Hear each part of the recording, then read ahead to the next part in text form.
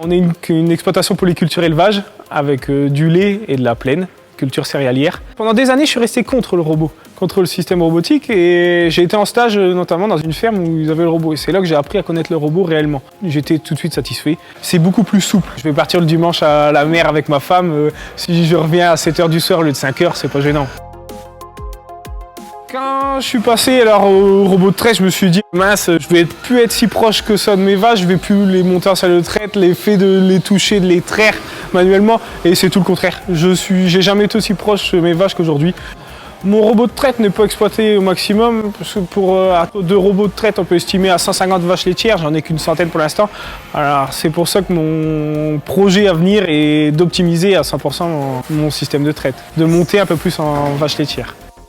Le robot rentre dans le système global d'exploitation. On est dans des systèmes polyculture élevage, on a des temps qui sont comptés, on a un temps de travail, la main-d'œuvre coûte cher, elle est difficile à trouver dans l'élevage.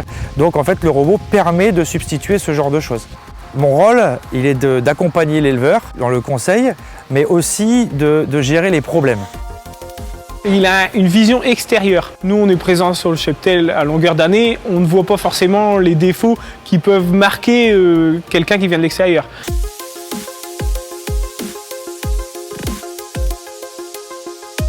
Nous avons fait une formation auparavant, il y a quelques temps, de perfectionnement sur la manipulation à proprement parler du robot de traite, pour avoir une meilleure attitude professionnelle auprès des éleveurs.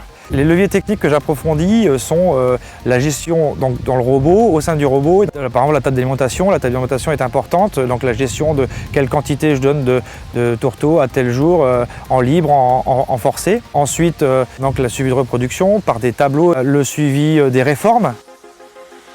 Prisma a compris clairement l'avenir de l'élevage laitier. C'est-à-dire qu'aujourd'hui, ils ont embrayé le pas et mis des moyens pour la gestion des traites robotisées, qui était une carence clairement dans les élevages aujourd'hui. Donc Prisma a mis sur l'avenir. Et ça, c'est une très bonne chose parce que c'est ça qu'on cherche.